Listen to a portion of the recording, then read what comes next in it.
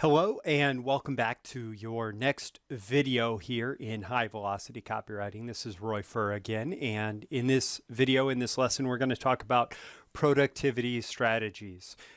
As I mentioned in the introduction video, most of this program, most of this course is about the actual techniques and strategies and principles of the writing, what goes into the writing.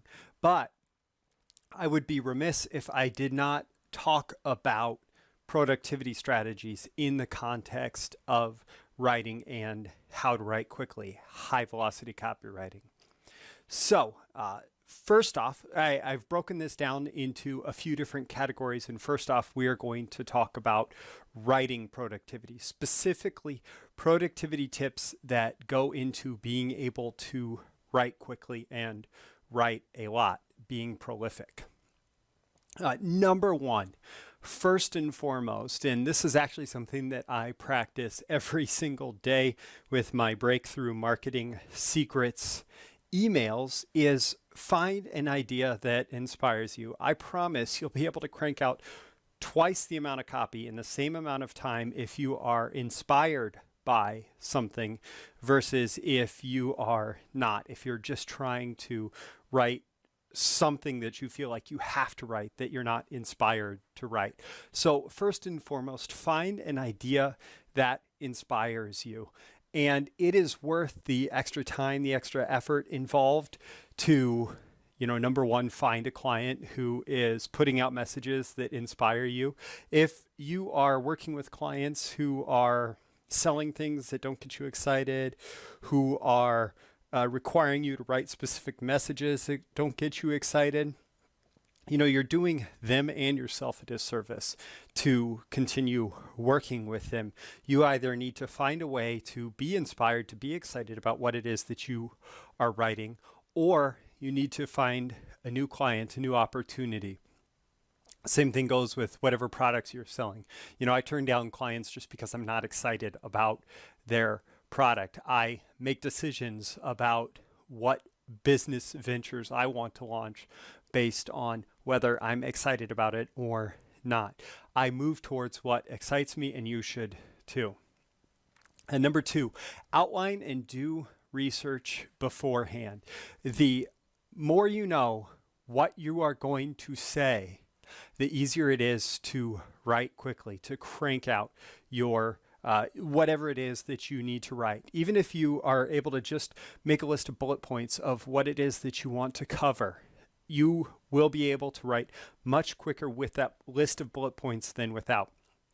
In the context of this, I want to address a couple very quick points. Number one is the bore technique. This comes from Dean Jackson. And it's actually what Dean uses for his 90-minute book process. It's what Dean uses for a lot of different content creation. And I find that it's very effective. Even if you're going to end up writing, a lot of what Dean does is recording and having something transcribed. But even if you're going to end up writing, to follow the same process is highly effective. So what does BORE stand for? Number one, B, brainstorm. And that is just get ideas out of your head on paper in terms of what you might want to cover, what you might want to talk about. Number two, O, outline. That is, once you have the ideas out on paper, once you have them out of your head, then you need to structure them. Then you need to rearrange them, figure out how they fit best together, how they build the narrative arc that you want to tell. Number three, R, record. This is all about just getting it down quickly. So once you have an outline, what Dean will do is he'll actually just get turn on a recorder or get somebody on the line interviewing him, going through the outline, and just record it. Get the words out of his head as quick as possible. And then E stands for edit. So in the recording step, you don't just have to speak it, although that is an option. You can also, in the recording step, just think of that, getting the rough draft. R could stand for rough, getting the rough draft out as fast as possible. And then E stands for edit. editing what it is that you've gotten out in the record or rough step. So BORE, brainstorm, outline, record, edit. And second, I will strongly encourage you, I'm sure that you've noticed, if you've watched my other BTMS Insiders training, I'm sure that you've noticed that I have switched to a mind map format for this.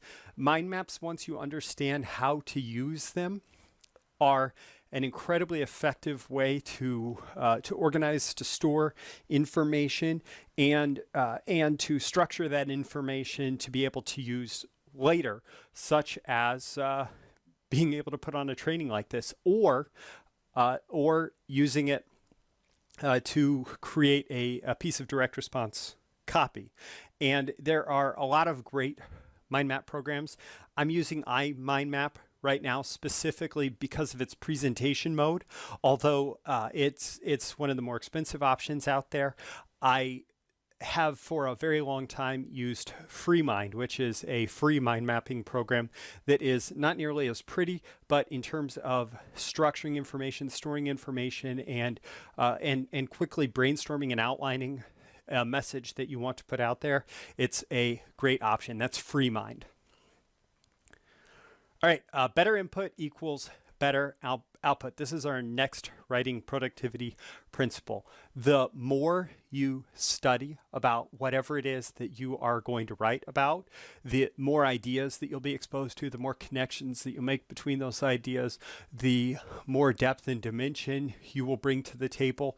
A really great example of how this principle works that isn't necessarily directly related, but has incredible application is how fiction writers will spend a lot of time developing a character's backstory before they actually sit down and write the narrative.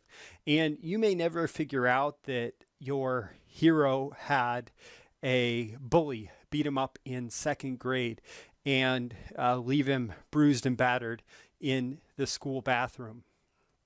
But because the writer knows that, it adds depth and dimension to the character when they tell the story of that hero later on in their life. And that's an example of how the more inputs that you have into the writing process, the more that they help define whatever it is that you're going to end up writing, the more effective your final writing will be, even if many of those inputs never show up. So the most effective, most prolific copywriters that I know, both current and throughout history, have been avid readers who have consumed information with great vigor in order to make sure that they are constantly bringing new and interesting ideas to the forefront. So it's all about your input that creates better output. Next, if you will permit a naughty word, write shitty first drafts. If you're not willing to put bad first drafts down on paper, you will often slow down your writing process dramatically. And so simply getting anything out there out of your head on paper, that rough draft will help you be more prolific, create higher velocity copywriting in the end. So be okay with writing with reckless abandon, not editing while you write, and deciding that that's okay and you're going to come back later and edit and clean it up. Develop productivity habits and superstitions. Now, when I think about this, I think of the football players that will have it can be any sport. As they're leaving the locker room, there is a sign, a picture, a lucky charm of some kind that they put above the locker room door, and they all tap it on their way out of the locker room. And whether or not that has any kind of actual contribution to their success, that doesn't matter. What matters is that it changes the way that they think as they're leaving the locker room to go onto the field of play, the field of competition. And having those things for yourself, whether or not they represent actual things that will help you write better, they can help put you in the right mindset.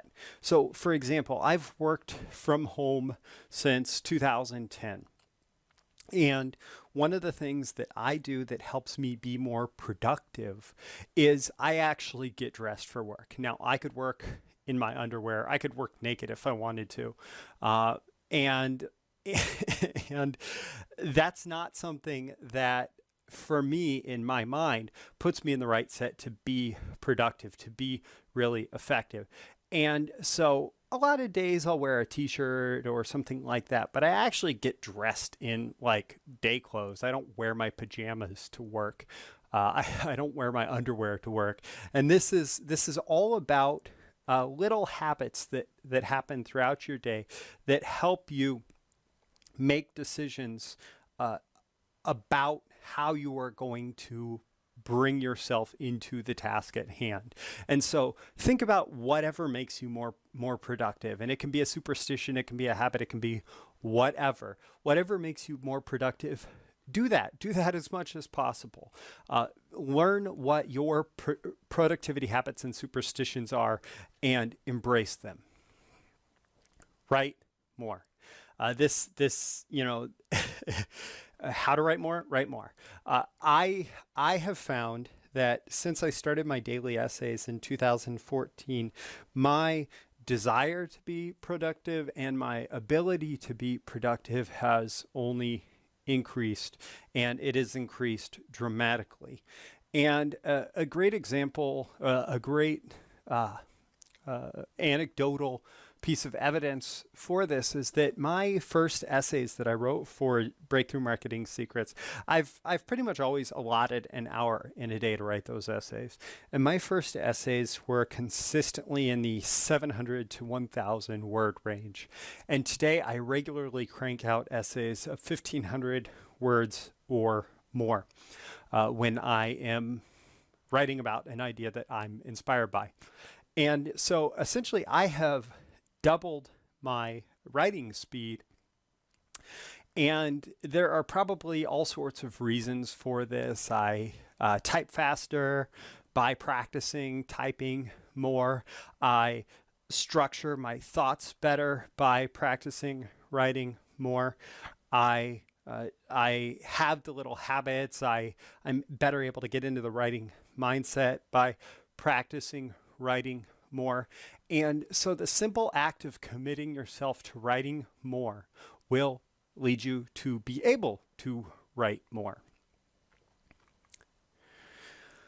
When you're starting, just start by putting words on the page. If you need to write a really bad first paragraph and delete it, write as your first paragraph, I am simply putting these words on the page so that the page is not blank, and so that I start my fingers moving and start typing and start writing, and eventually I'll get to something good to say. If that's what you need to type to start putting words on the page, do it. Because oftentimes that simple act of starting, that simple act of putting words on the page is what it takes to start to develop any kind of momentum at all. And it's far easier to go from minimal momentum to higher momentum than it is to go from no momentum to minimal momentum. So even if it requires like the just slamming on your keyboard and putting letters, a jumble of letters, gobbledygook on the page, just so you can start inputting words, then that's what you should do. Go back, delete it, which brings us to become friends with your delete key. It is, it's far easier and far quicker to edit something that's not perfect than it is to go from nothing to perfect. So the two-step process of putting something out there that's not perfect and then perfecting it is far easier than simply putting something out there with the expectation that it's going to be perfect the first time around. I often end up writing passages in client work, in copy, in my regular essays, in any context where I'm writing. I often end up writing things that I turn around and delete pretty quickly because I realize, oh, that's not the right thing. But it's only in writing that and deciding that it's not the right thing that I'm able to determine what the right thing I need to say in that situation is. Now, this one is pretty interesting and also very important. I find that the more that copywriters go deep on one particular subject area, industry, client type, copy format, whatever, the more copywriters specialize, the easier it is for them to write quickly. So if you're constantly changing industries, constantly changing who you're writing for, constantly changing the types of copy you write, you're actually doing yourself a big disservice when it comes to productivity and effectiveness, because you're essentially starting from scratch every time. You are learning from zero every time, and that will slow you down tremendously. If you just get to know one client's product or service very well, if you get to know one style, one structure of project really well, and you just sit down and consistently focus on writing for that, your productivity will be much higher. You know, I find when I actually go back and forth between client work and Breakthrough Marketing Secrets or BTMS Insiders work, that I actually require a little bit of mental break or mental space between those, because I have to constantly shift my frame of mind back and forth. Now, that's something I've practiced and I've gotten pretty good at.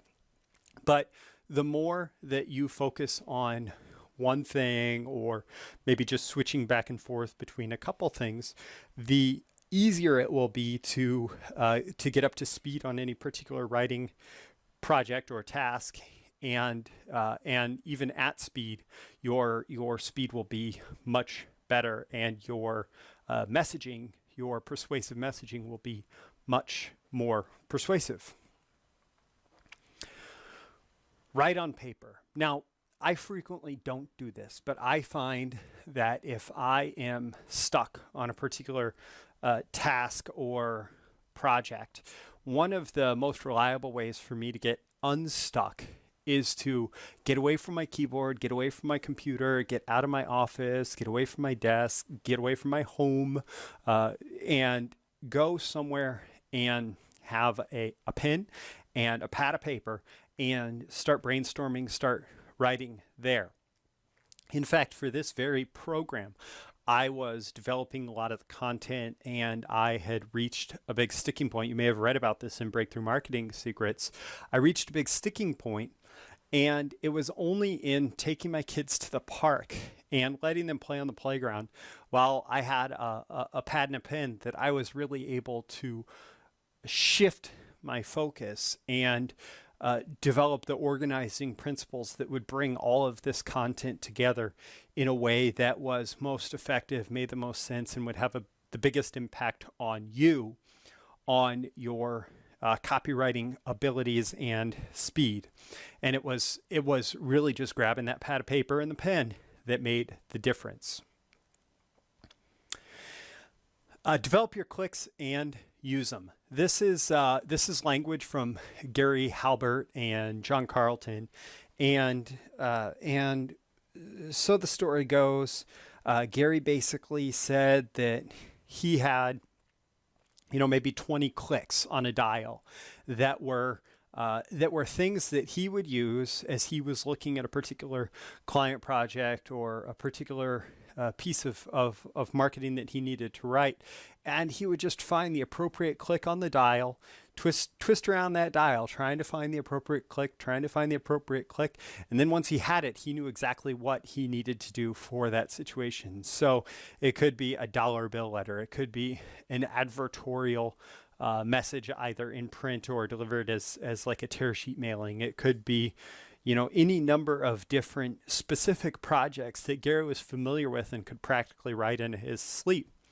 By taking this same approach and saying, okay, what are the handful of things that I'm really good at and that I can consistently do both at a high level and with a lot of speed?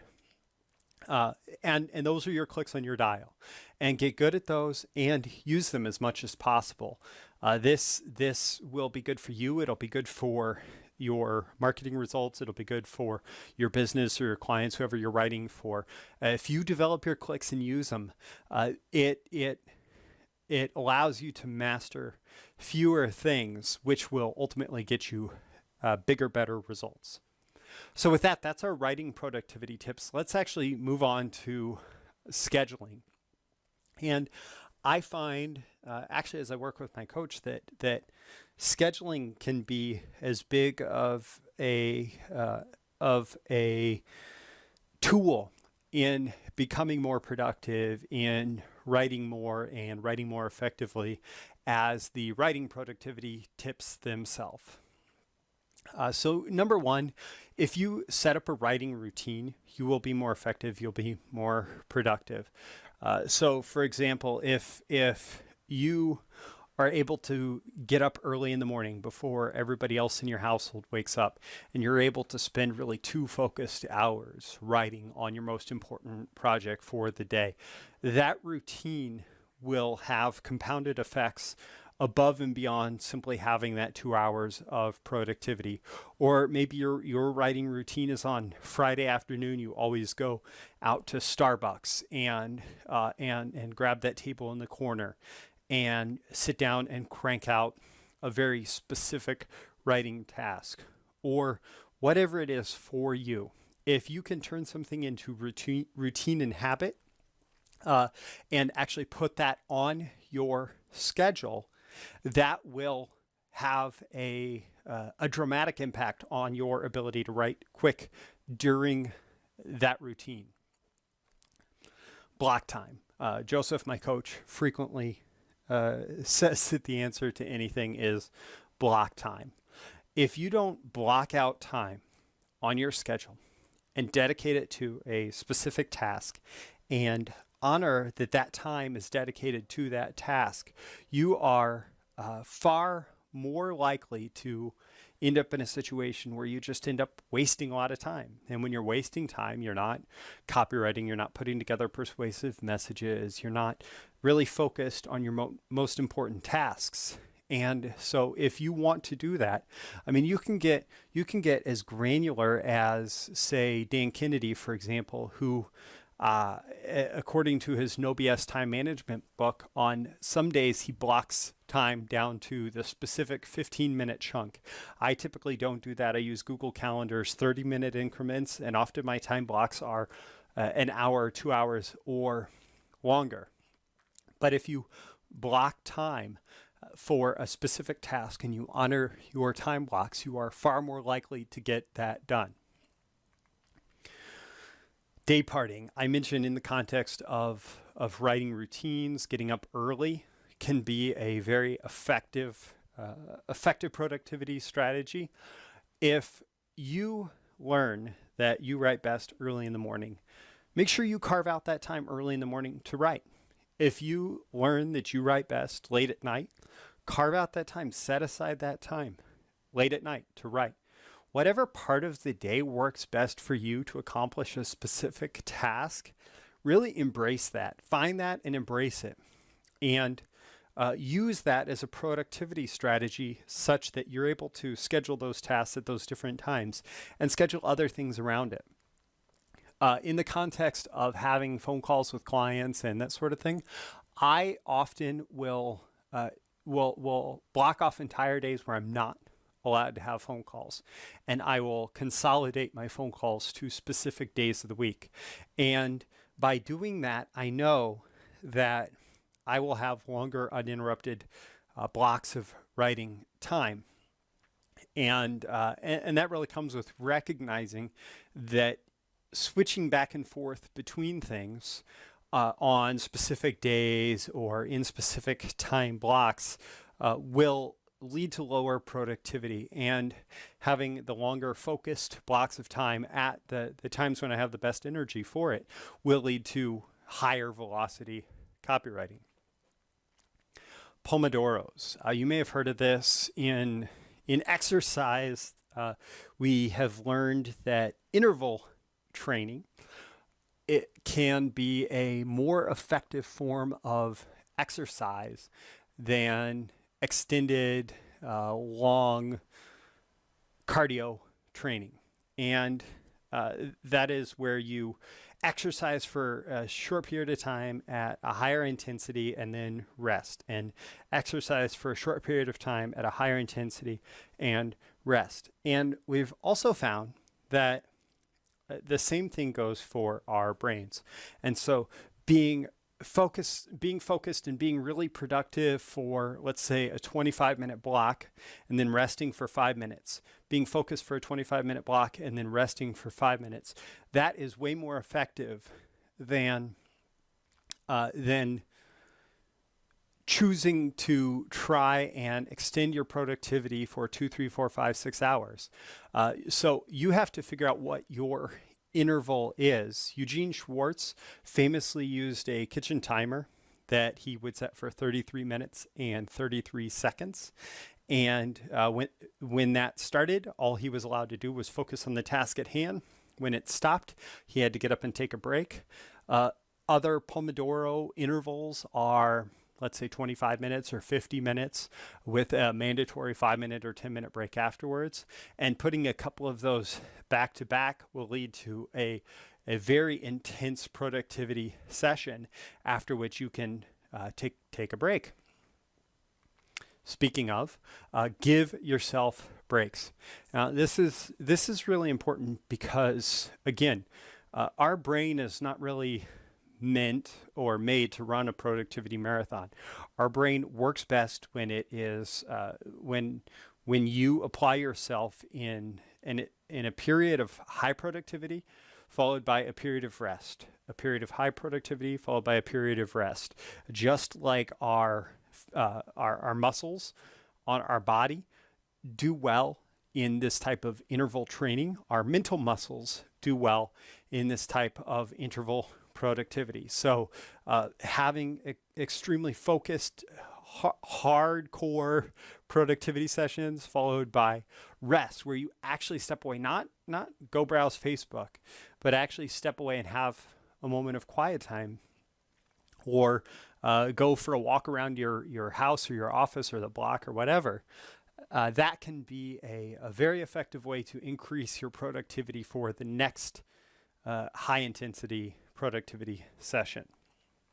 So now let's talk about how to have a productive environment. Close your door. It's been found that even a single interruption can have as much as 20 minutes of lower productivity time afterwards as you recover from a single short interruption. And so one thing that I face in working from home is that a lot of times when I'm working from home, I have family around. Well, I specifically have an office space in our house and the door is closed, and everybody in the family knows, you don't come into Dad's office while he's working, because he needs to have his focused, productive time. So this also applies if you are in a physical office space. And if you are dealing with a boss or supervisor who maybe prefers the open office plan, you do need to sit down and have a real conversation with them about that you need to be able to have extended, uninterrupted productivity sessions. And so you need to find a place where you can be behind a closed door. The same thing applies. Put on some headphones. Even if you're not listening to anything, it can send the message that, listen, I'm in the middle of this productive activity. And if your coworkers and supervisor or boss are supportive of that productive work environment, they are going to recognize the value in letting you continue to be productive. Turn off digital distractions. So turn off the ringer on your phone, shut down Facebook, really just only open up the windows and applications that you need to be able to do the task at hand. The more that you're able to train yourself to do this, the more productive you will be. You live in a world where everybody and everything wants to distract your attention all the time. You need to take control of that if you want to be able to be highly productive. Productive visuals. As I am standing here at my desk, at my standing desk, while I am delivering this training, I can look across my room and I have pictures of Gary Bencivenga, of Peter Drucker, of Eminem, of David Mamet. I have all of these visuals across the room from me, directly actually on the back of my office door, that represent being highly productive and achieving the results that I want in my career, in my business, in my work. And I also have this great picture of Pumbaa that I printed out from The Lion King that has a line from Chet Holmes in the Ultimate Selling Machine, where Chet Holmes talks about you need to have pig-headed discipline and determination. And so I printed that out and have that on the back of my office door here. So any kind of visual that reminds you to be productive. Having clocks may be a good visual that reminds you to be productive. Having pictures of family that represent your why. Anything that represents your why. If you have a vision board of, the sailboat that you want to buy and the house that you want to live in and the car that you want to drive and anything that you want to achieve that represents a why, then put pictures of those around you in your working space to remind you to be productive, such that when you look up from your work, you are reminded that you are doing that work in order to be productive and produce the results that you want. Productive sounds. Now, this is a little bit different because I'm not necessarily saying that you should have, a vocal track that is telling you to be productive and giving you productive affirmations, although some people will find that that's effective for them. What I'm saying is that you need to learn what the appropriate sound environment is for you. And if there are distracting sounds in your environment, you need to figure out how to deal with those in order to maximize productivity. So for example, I've found that there are certain kinds of only instrumental music that work for me, that really make me my most productive person. You can look into things like binaural beats or isochronic tones that are designed to help your brain have certain brainwave patterns that are conducive to focus. You can look into a white noise machine that will mask exterior sounds. You can look into, there's actually websites out there that are designed to mimic the sounds of being in a coffee house without any noticeable words that appear in the soundtrack. So you hear all the sounds of being in a coffee house, but you can't pick out any words in what's being said. All of these things are meant to be productive sound environments for people, and you need to experiment and figure out what works best for you. What you probably don't want if you're a writer is music with lyrics, although some writers find that they do function really well listening to music with lyrics. But you need to pay attention to what the sounds are around you and how those are helping or hurting your productivity. And I put this as a I guess an environmental cue, although it's not quite the same as the others. Reward yourself. When you have been productive, find what you can bring into your life that functions as a reward. So, sometimes at the end of a productive week, I will reward myself with time producing music, playing around on my computer, creating the kind of computer music that I create. Or you can reward yourself by going out to eat on a Friday night to celebrate a productive week, or buying the book that you've had on your wish list for a little bit but just haven't gotten around to buying, or whatever a good reward is for you just for the act of productivity, for getting something done, can be a highly effective motivator to continue. It is reinforcement for your productivity, and the more you reinforce your productivity, the more productive you will choose to be. Go somewhere. I mentioned this in the context of paper and ink, writing with paper and ink as a strategy to be more productive, but I find that this is very effective for me. There's a couple coffee houses in town. There are study rooms in the local library. There are a number of different locations where I work pretty well. And if I need a break from from the space that I'm in, which is my home office, I find that going to these places can often be an effective productivity strategy for me. So consider how that might help you. Now let's talk about health. And this is not really meant to be a health program, but I do find that the people who are consistently the most productive recognize that there's a link between physical and mental health and their productivity.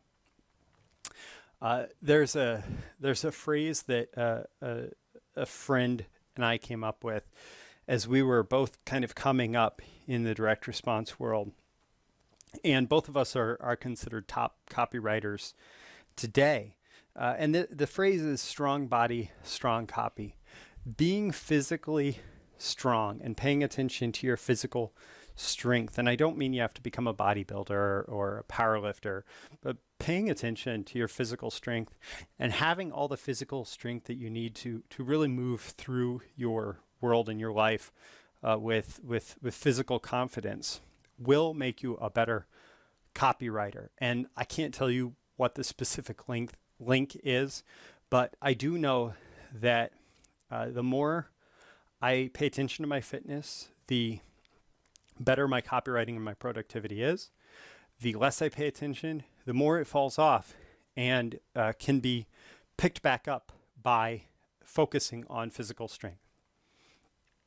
Diet. The food that you put into your body plays an important role in the output that you're able to get, both physically and mentally. And so choosing foods that help you keep a clear head, help you stay focused, help you not have that kind of cloudiness that comes with, certain foods lead you to having a cloudy head after you've eaten them. Pay attention to that. Pay attention to what you eat and how it impacts your productivity. And you will find that certain foods are probably better to eat before you need to be productive. If you want something that makes you more lethargic, eat it for dinner. Eat it at the end of your day. If you really feel like you need to eat that specific item. For me, it's a lot of fruits and vegetables, whole grains, lean proteins.